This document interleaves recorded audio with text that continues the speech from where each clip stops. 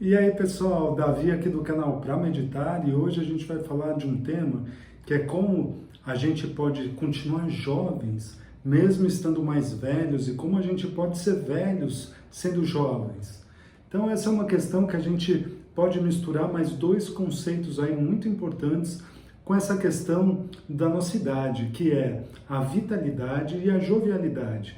É legal a gente perceber como que a gente está caminhando aí no decorrer da nossa vida, principalmente nas nossas fixações, naquilo que a gente se fixa emocionalmente, naquilo que a gente se fixa nos nossos pensamentos. Sabe, quando a gente cria uma identidade muito forte, muito enraizada com as nossas próprias crenças, e a gente passa a estreitar o mundo de acordo com a nossa visão, de acordo com aquelas nossas emoções mais confortáveis, as nossas percepções que criam, de certa forma, uma zona de conforto dos nossos hábitos, dos nossos comportamentos, da nossa forma de pensar, da nossa maneira de agir com nós mesmos e com as outras pessoas. Então, a gente pode perceber que nem sempre a idade é uma referência. Sabe aquela ideia que a gente muitas vezes tem que o velho é uma pessoa ranzinza, né? Cheia de manias fixas, não aceita uma ideia nova.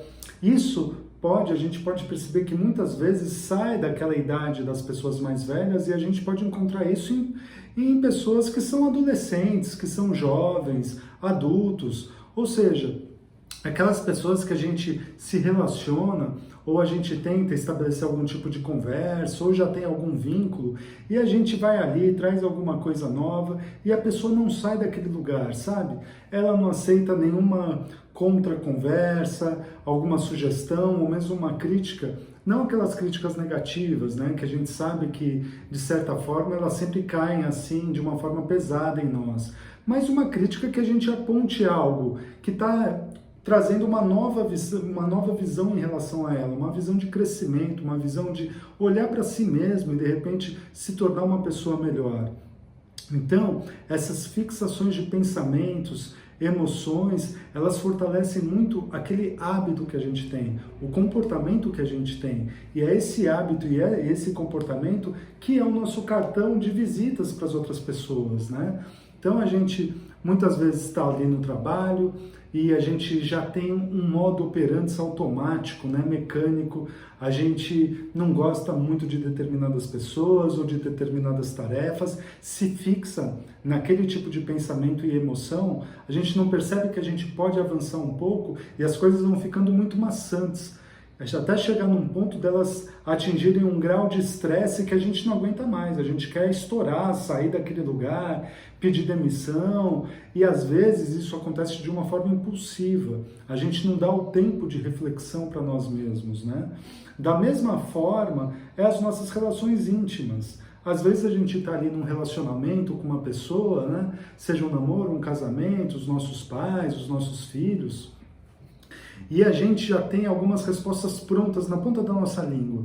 A gente nem dá o espaço de ouvir, né? A gente está ali vendo aquela pessoa, muitas vezes a gente só está vendo a boca dela mexer assim, né?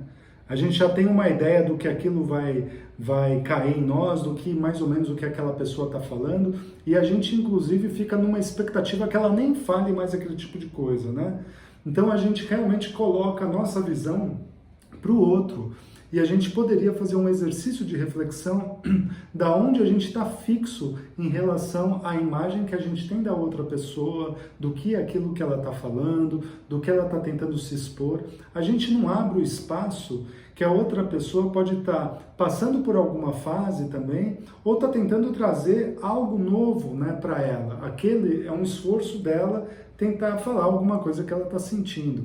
É claro que a gente sabe que tem pessoas que causam em nós, né, uma sensação realmente negativa, situações ruins, né, que são estressantes para nós. E a gente tem outros vídeos aqui no canal que a gente fala sobre isso, de pessoas chatas, irritantes, grudentas, né, quando a gente tem esse tipo de percepção.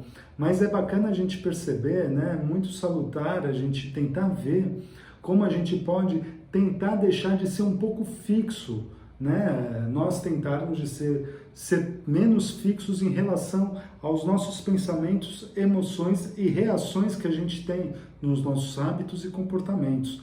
Isso tudo vai deixar um benefício para nós mesmos, né? Porque a gente vai deixar um pouco essa confusão que a gente tem, como se fosse uma névoa de percepção para o mundo, para os outros, para aquilo que nos circunda, para o nosso ambiente, para as pessoas que a gente convive e das novas pessoas que a gente vai encontrar, né? A gente tem aquela tendência de, se uma pessoa sorri, a gente sorri de volta, né? Se uma pessoa faz uma cara feia, a gente já pensa, ih, o que eu fiz, né? Porque ela tá assim, eu já crio um tipo de aversão. E aquelas pessoas que tanto faz, nem olham pra gente, a gente meio que neutraliza e segue em frente. Então a gente vai estreitando a nossa percepção em relação ao mundo e às outras pessoas de uma forma muito intensa. Isso vai se tornando uma forma mecânica da gente lidar com a vida. Lidar com a vida, seja para nós mesmos e seja para o outro, nos nossos relacionamentos e no relacionamento com nós mesmos. É isso, se você já passou alguma experiência assim, deixa o seu comentário aqui, curte o vídeo, segue aqui o canal e a gente se vê numa próxima. Um abraço e até lá!